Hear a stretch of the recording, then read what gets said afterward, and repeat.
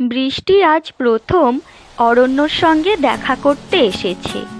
ওদের পরিচয় যদিও অনেক দিনের, কিন্তু আজ প্রথম ওদের দেখা। এর আগে কেউ কাউকে কখনো নিজের ছবি পাঠায়নি, কখনো ভিডিও কল করেনি।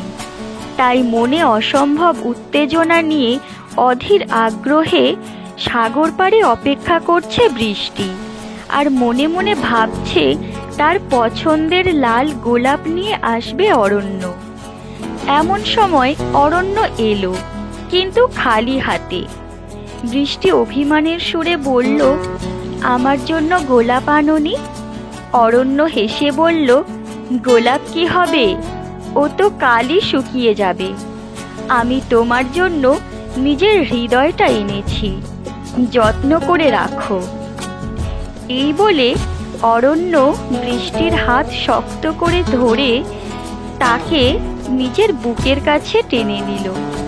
বন্ধু, ভালোবাসা তো এমনই হওয়া উচিত, তাই না?